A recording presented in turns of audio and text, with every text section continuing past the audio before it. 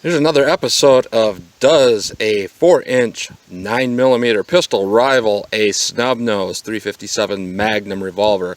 And today what we have is the Winchester PDX1 Defender.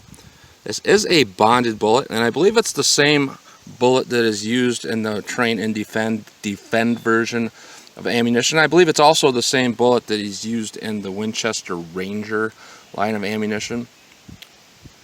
From all accounts, it's a pretty solid design bullet, bonded bullet. Now what we have for the 357 Magnum is a 125 grain jacketed hollow point. It's rated at 1325 feet per second. Not sure which barrel length that's listed in, but typically 4-inch barrel is pretty common for rated velocity. So 1325 feet per second. The 9mm is rated at 1,200 feet per second. So rated velocity is only 125 feet per second off from each other. And that is a snub nose barrel, so maybe we'll get rivaling ballistic performance. And this is a 124 grain plus P, by the way, versus a 125 grain. So we're going to go through the chronograph, and we're going to see what kind of accuracy we get at the same time that we're reading the velocity on that target behind. And then we're going to go through the Juggernaut box, which contains 6 gallons of water. But before that, we have 4 layers of denim, followed by a 1 3/4 inch pack of bologna, followed by a 1/4 inch medium density fiber board to simulate ribs or sternum, and into water jugs. So we'll see what we get with the test. So let's get started. All right, I'm back about 5 yards from the chronograph and 6 yards from the target. We'll see what kind of velocity and accuracy you get with that 9mm. We'll see if we get close to that 1,200 feet per second rate of velocity. 1,097. No read. 1,080. 1,105. 1,075. 1,098. So we're missing over 100 feet per second velocity. Typically we do see 1,200 feet per second with a lot of plus P 124 grains, but we're not getting it with this, even though it's rated at it. Now let's see how the 357 Magnum compares in the snub nose revolver. Alright, we're going to go single action like I've been typically doing lately, just so that I know what the felt recoil is. If it's too much, I anticipate it and kind of pull my shots. And that makes me nervous with the chronograph being as expensive as they are. But we'll do single action, see what we get. If we get close to 1325 like rated velocity.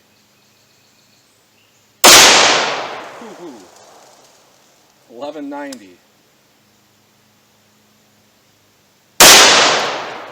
1204. 1159. 1171. 1193. That's got a lot more bark than most ammunition I test, and a lot more flash. That is definitely not a snub nose load. I can tell by the amount of powder and flash we're getting. That's probably typically meant for a 4-inch barrel. A lot of bark. Recoil was about average, but it seemed loud to me. Now we'll see if we get in the ballistic test and see how they compare to one another. Alright, let's see if we get to the ballistic pack with the 9mm, see what kind of damage it does and what water jug we catch it in.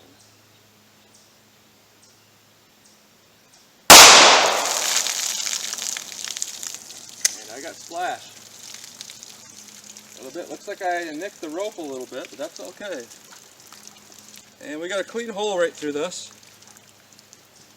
This fiber board's a little bit more dense than particle board, but we went straight through it. I don't see any indication of too much damage on the bologna. The first water jug looks like it has a little bit of damage though. First jug looks decent. A little bit low impact, but it looks pretty good damage overall.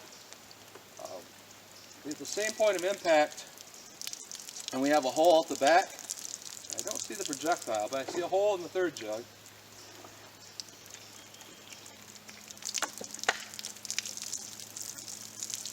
And it looks like it's exiting out the bottom of the third jug.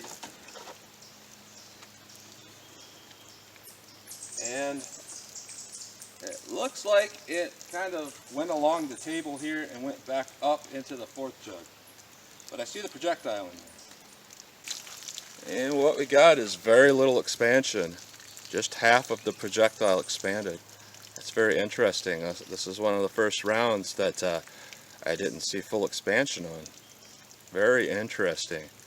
Now let's see how the 357 Magnum compares. Alright, this is a real pug barker here. We'll see what we get with the 357 Magnum to the ballistic pack.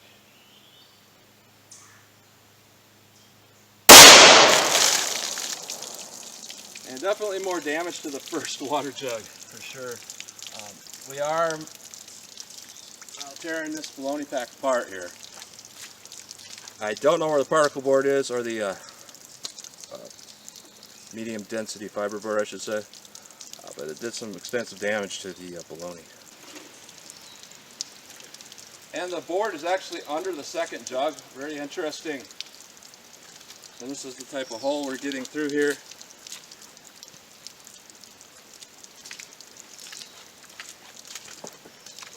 First jug just pretty much exploded it. Second jug, the point of impact is actually a little bit to the side coming out than what it is the initial impact. Interesting. And it appears the bullet is in jug 3, so we got less penetration with the Magnum than we did with the 9mm. That's pretty cool. Here we are, we got full pedal expansion. Pretty impressive looking round. It feels very sharp too. I imagine that would tear through a lot of tissue as it goes. So pretty impressive out of the 357 Magnum. So what's my takeaway from this ammunition?